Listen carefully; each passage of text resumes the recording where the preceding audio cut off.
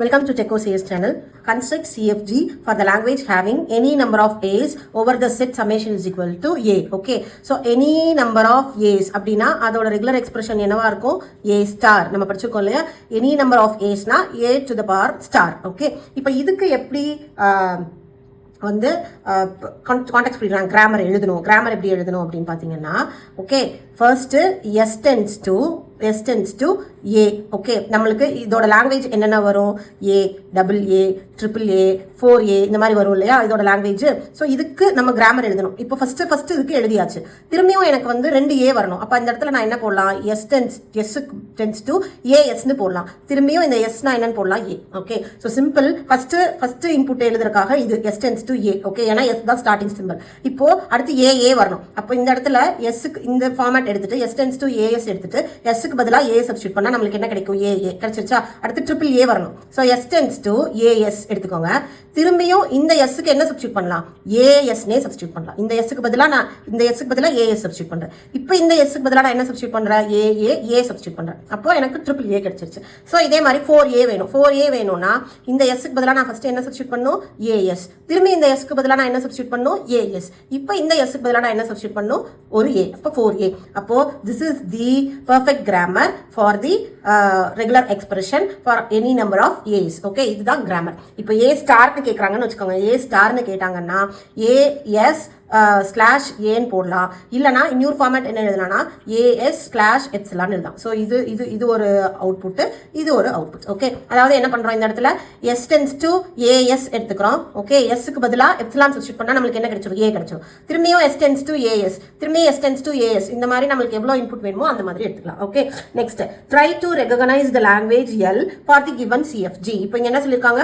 Grammar கொடுத்துட்டாங்க, என்ன language கிடைக்குதுன்னு செக் பண்ணுங்கன்னு சொல்லியிருக்காங்க. ஃபர்ஸ்ட் நம்ம என்ன லாங்குவேஜ் கிடைக்குதுங்கிறதுக்கு எழுதிருக்கு. First S tends to A B initial input எழுதியாச்சு. நெக்ஸ்ட் எஸ்க்கு பதிலாக நான் என்ன சப்ஸ்டியூட் பண்றேன்? இந்த இடத்துல ஏஎஸ்பின்னு இருக்கா, எஸ்க்கு பதிலாக ஏபி சப்ஸ்டியூட் பண்றேன். அப்போ நம்மளுக்கு என்ன கிடைக்கும்? ஏஏபிபி கிடைக்கும். கரெக்டா? திருப்பியும் அடுத்து எடுங்க ஏஎஸ்பி. இந்த எஸ்க்கு பதிலாக நான் என்ன சப்ஸ்டியூட் பண்றேன்? இந்த எஸ்க்கு பதிலாக நான் என்ன சப்ஸ்டியூட் பண்றேன்? ஏஎஸ்பி சப்ஸ்டியூட் பண்றேன். இந்த எஸ்க்கு பதிலாக எஸ்க்கு பதிலாக ஏஎஸ்பி சப்ஸ்டியூட் பண்றேன்.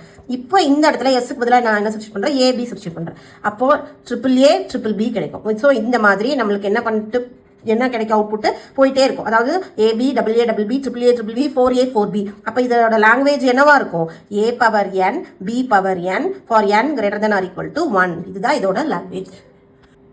ஒருவேளை இங்க வந்து எப்சிலான் கொடுத்துருந்தாங்க அப்படின்னா நம்ம n greater than or equal to 0ன்னு எடுத்துக்கணும். ஓகே, இப்போ இங்க எப்சிலான் கொடுக்காதனால நம்ம ஒரு தடவையாவது நம்மளுக்கு இன்புட் வந்திருக்கணும்னு அர்த்தம். இப்போ எப்சிலான் கொடுக்காதனால நம்ம இப்படி 1ன்னு எடுத்துக்கிட்டோம். கொடுத்துருந்தா 0ன்னு எடுத்துக்கணும். Okay, so next construct CFG for 0 plus 1 the whole star. அப்படின்னா என்ன அர்த்தம்? Any number of zeros and ones to the whole star. So இதுக்கு எப்படி எழுதலாம்? s tends to any number of zeroஸ்க்கு 0s எழுதலாமா? any number of 1க்கு 1s எழுதலாமா? So இதுக்கப்புறம் இதுக்கு என்ன சப்ஸ்டியூட் பண்ணலாம்? எப்சிலான் சப்ஸ்டியூட் பண்ணலாம். So இதுல இருந்து இப்போ நம்ம வந்து 01 இந்த இன்புட் டிரைவ் பண்றோம்னு வச்சுக்கோங்க. First s tends to 0s எடுத்துக்கலாம். ஓகேவா? இப்போ இந்த sக்கு என்ன சப்ஸ்டியூட் பண்ணலாம்? 1s சப்ஸ்டியூட் பண்ணலாம். அடுத்து திரும்பியும் 01 இந்த sக்கு பதிலாக எனக்கு இங்க 0 வரணும். ஸோ நான் 0s சப்ஸ்டியூட் பண்றேன். திரும்பியும் இந்த sக்கு பதிலாக இங்க 1 வரணும். நான் என்ன சப்ஸ்டியூட் பண்றேன்? 1s சப்ஸ்டியூட் பண்றேன். இப்போ நம்மளுக்கு வேணுங்கிற ஸ்ட்ரிங் கிடைச்சிருச்சு. அப்போ நான் இதுக்கு எப்சிலான் சப்ஸ்டியூட் பண்றேன். ஸோ 01 கிடைச்சிருச்சா output? So this is the respective grammar for any number of zeros and ones, combinations of zeros and ones to the star. Okay, so next CFG for one occurrence of 00. அதாவது நான் என்ன கண்டுபிடிக்கணும்னா CFG கண்டுபிடிக்கணும். At least ஒரு தடவையாவது 000 என்னோட இதெல்லாம் வந்திருக்கணும்னு அர்த்தம். ஓகே, ஸோ இதோட ரெகுலர் எக்ஸ்பிரஷன் எப்படி இருக்கும்? ரெகுலர் எக்ஸ்பிரஷன் வந்து ஒரு தடவையாவது 000 வந்திருக்கணும். முன்னாடியும் பின்னாடியும் என்ன வேணாலும் வரலாம். So 0 plus 1 the whole star, 0 plus 1 the whole star. ஓகேவா? இப்போ நம்ம இதுக்கு எப்படி கிராமர் எழுதணும்னு வச்சுக்கோங்களேன். இப்போ நம்ம இதுக்கு எப்படி கிராமர் எழுதணும்னா ஃபர்ஸ்ட் இதுக்கு தனியாக எழுதணும். இதுக்கு தனியாக இங்கே எழுதிருக்கோம் பார்த்தீங்களா? இந்த மாதிரி. அப்போ A tends to any number of zeros, any number of ones, அதோட combination. So 0 plus 1 the whole star நான் ஏன்னு எடுத்துக்கிறேன். ஓகே, என்னோட எஸ் எப்படி இருக்கணும்? ஃபர்ஸ்ட் ஏ வரணும். ஓகே, அப்புறம் 3 0 வரணும். அப்புறம் திரும்பியும் ஏ வரணும். So this is the grammar. Very easy.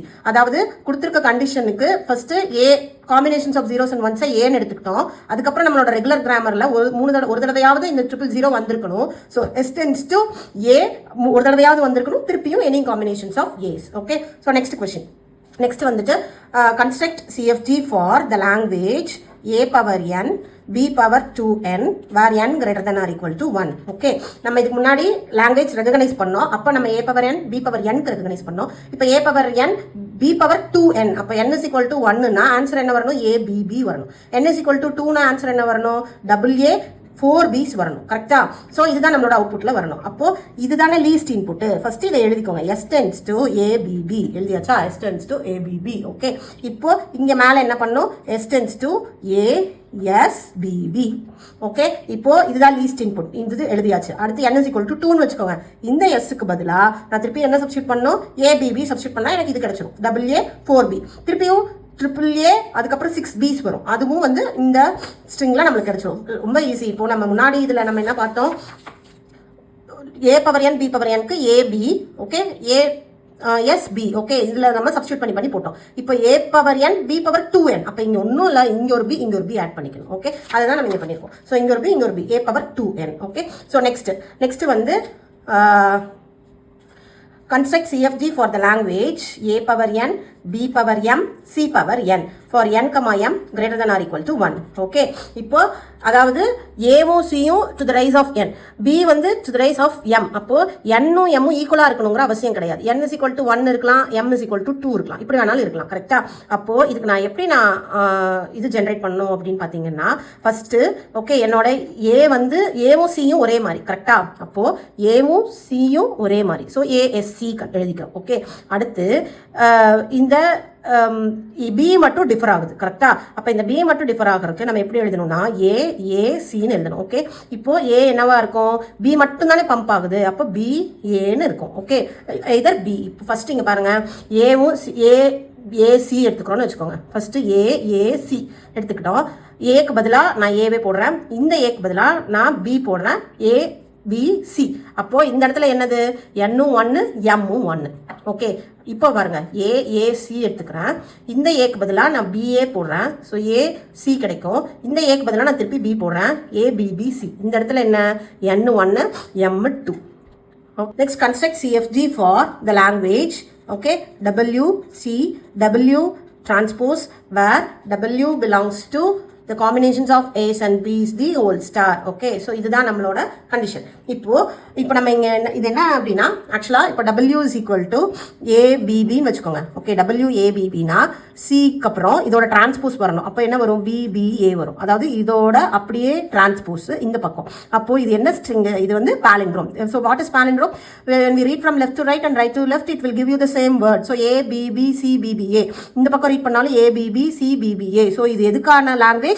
palindrome-கான language. Okay, so இதுக்கு நம்ம என்ன கண்டுபிடிக்கணும் அப்படின்னு பார்த்தீங்கன்னா, கான்டெக்ஸ்ட் ஃப்ரீ கிராமர் கண்டுபிடிக்கணும். Okay, first context free grammar கண்டுபிடிக்கிறதுக்கு ஈஸி. இப்போ ஏல ஸ்டார்ட் ஆனா எதுல தான் முடியுது? ஏல தான் முடியுது. ஸோ ஏல ஸ்டார்ட் ஆனா ஏல முடியணும். ஓகே, நெக்ஸ்ட் பில ஸ்டார்ட் ஆகுது. இப்போ BAA CAAB, பில ஸ்டார்ட் ஆனா பில தான் முடியணும். இன் பிட்வீன்ல என்ன வேணாலும் வரலாம், நம்மளுக்கு எவ்வளோ ஏஸ் வரலாம், பிஸ் வரலாம். ஸோ திரும்பியும் எஸ். Okay, B. அடுத்து எஸ்க்கு நம்ம என்ன சப்ஸ்டியூட் பண்ணணும்? சி சப்ஸ்டியூட் பண்ணணும். ஓகே, இப்போ ஒரு இந்த இன்புட்டே எடுத்துக்கோங்க. நான் என்ன பண்ணுறேன்? ஏஎஸ்ஏ எடுத்துக்கிறேன். ஓகே, இந்த ஏஎஸ்ஏ எடுத்ததுக்கு அப்புறமா எனக்கு பி வரணும். அதனால நான் இந்த எஸ்க்கு என்ன சப்ஸ்டியூட் பண்ணுறேன்? பிஎஸ்பி சப்ஸ்டியூட் பண்ணுறேன். ஓகே, திரும்பியும் எனக்கு அடுத்து என்ன வரணும்? பி தான் வரணும். அதனால நான் என்ன பண்ணுறேன்? இந்த எஸ்க்கு பதிலாக பிஎஸ்பி சப்ஸ்டியூட் பண்ணுறேன். Okay, B S B. இப்போ நம்மளுக்கு ஏபிபி கிடைச்சிருச்சு, பிபிஏ கிடைச்சிருச்சு, ஏபிபி கிடைச்சிருச்சு, பிபிஏ கிடைச்சிருச்சு. இன்னும் என்ன தான் கிடைக்கணும்? சி. அப்போ இந்த எஸ்க்கு பதிலாக நான் என்ன சப்ஸ்டியூட் பண்ணணும்? இந்த இடத்துல சி சப்ஸ்டியூட் பண்ணணும். So this is the corresponding grammar for the given language. அதாவது நம்ம palindrome-க்கு இதுதான் நம்மளுக்கு அவுட்புட்கான language. Okay, so next grammar. Next வந்து construct CFG for the language a power n b power m c power n where n, m greater than or equal to 1. So இது வரைக்கும் ஒரே பவரில் பார்த்தோம். இப்போ 2 பவர் இருக்கு. இப்போ 2 பவருமே வந்து ஒரே வேல்யூ இருக்கணுங்கிற அவசியம் கிடையாது. இப்போ n-க்கு 1 இருக்கலாம், m-க்கு 2 இருக்கலாம், இதுக்கு 3 இருக்கலாம், இதுக்கு 4 இருக்கலாம், எப்படி வேணாலும் மாறி மாறி இருக்கலாம். ஓகே, ஸோ இதுக்கு எப்படி வந்து கான்டெக்ஸ்ட் ஃப்ரீ கிராமர் எழுதுறது அப்படின்னு பார்த்தீங்கன்னா, ஃபர்ஸ்ட் இங்கே என்ன இருக்கு? ஏவும் சியும் காமன். ஓகேவா? அப்போ அதை பம்ப் பண்ணுறதுக்கு ஒரு வேரியபிள் எழுதிடணும். அடுத்து ஏவும் சியும் காமன், ஆனால் எம் மட்டும் டிஃபர் ஆகுது இல்லையா? அதனால அதை வேற ஒரு நான் டெர்மினலில் எழுதி, ஸோ வாட் இஸ் ஏ அப்படின்னு பார்த்தீங்கன்னா, பி தானே இந்த இடத்துல நம்ம பம்ப் பண்ணுறோம். ஸோ பிஏ இல்லைன்னா B. So so this is the corresponding grammar. ரொம்ப ஈஸிங்க. இப்போ ரெண்டும் காமனாக இருக்கிறத எஸ்ஸோட எழுதிடணும். இண்டிவிஜுவலாக இருக்கிறத தனியாக வேற ஒரு நான் டெர்மினல் எழுதி அந்த நான் டெர்மினலுக்கு நம்ம திரும்பியும் வந்து டிஃபைன் பண்ணி எழுதணும். அவ்வளோதான், சிம்பிளாக முடிஞ்சிடும். நெக்ஸ்ட் வந்து construct context free grammar for the language. L is equal to a power n, b power m, c power m, d power n for n, m greater than or equal to 1.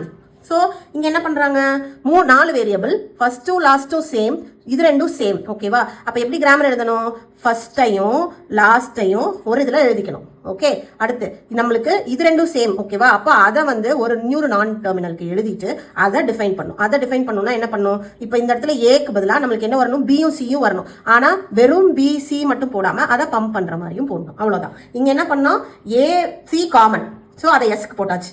திரும்பியும் இந்த B மட்டும் differ ஆகுது, அதை வேற ஒரு நான் டெர்மினலுக்கு போட்டு நம்ம பம்ப் பண்ணோம். அது இங்கே பாருங்க, ஏவும் டியும் காமன், ஸோ அதை நான் டெர்மினல் ஒரு எஸ்க்கு போட்டதுக்கப்புறம் இன்னொரு நான் டெர்மினலுக்கு அதை டிஃபைன் பண்ணி திரும்பியும் என்ன பண்ணும் அப்படின்னு பார்த்தீங்கன்னா, அந்த நான் டெர்மினல் பிசியா, அப்போ பிசி போட்டுட்டு அதை திரும்பியும் எவ்வளோ நம்பர் ஆஃப் பிஸ் அண்ட் சிஸ் வேணாலும் வரணும்ல, அதுக்கு தான் இது பம்ப் பண்ணுறோம். இப்போ திருப்பி ஏக்கு பதிலாக பிசி, ஏக்கு பதிலாக பிசி, இப்படியே சப்ஸ்டியூட் பண்ணிட்டே வந்தோம்னா நம்மளுக்கு வேல்யூஸ் கிடைச்சிட்டே இருக்கும். ஓகேவா?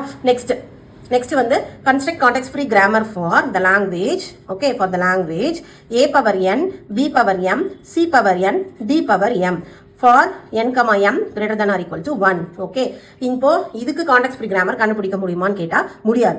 ஏன்னா எய்தர் இதுவும் காமனாக இருக்கணும். ஓகே, இல்லைன்னா இது ரெண்டும் காமனாக இருக்கணும், இது ரெண்டும் காமனாக இருக்கணும். இந்த மாதிரி ஒன்று என் ஒரு எம் இந்த மாதிரி வந்தால் அதுக்கு கான்டெக்ஸ்ட் ஃப்ரீ கிராமர் நம்மளால் எழுத முடியாது அப்படிங்கிறது அர்த்தம். Okay, next construct context free grammar for the language. Okay, A power N, B power N, C power M, D power M for n, m greater than or equal to 1. Okay, இப்போ இதுக்கு நம்மளால எழுத முடியும். எப்படின்னு பார்த்தீங்கன்னா, இது ரெண்டும் common. Okay, இப்போ இது ரெண்டும் காமன். ஆனால் இதுலேயும் 2 வேரியபிள் இருக்குது, இதுலேயும் 2 வேரியபிள் இருக்குது. அப்போ இதை என்ன பண்ணலாம், இதை ஏன்னு எடுத்துக்கலாம், இதை பின்னு எடுத்துக்கலாம். அப்போ s tends to ab. ஓகேவா? இப்போ ஏவை தனியாக டிஃபைன் பண்ணுங்க, பியை தனியாக டிஃபைன் பண்ணுங்க.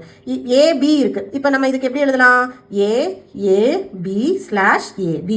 சிடி இருக்கு, இது எப்படி எழுதலாம், சிபிடி ஸ்லாஷ் சிடி. அவ்வளோதான். ஓகேவா? இப்போ ரெண்டும் காமனாக இருந்தால் இந்த மாதிரி எழுதணும். அப்போ இது ரெண்டும் காமன். ஸோ இது ஒரு டெர்மினல், இது ஒரு நான் டெர்மினல், ரெண்டுமே நான் டெர்மினலுக்கு எடுத்துட்டு அந்த நான் டெர்மினலை நம்ம டிஃபைன் பண்ணணும். Okay, so these are the examples of CFG. Thank you.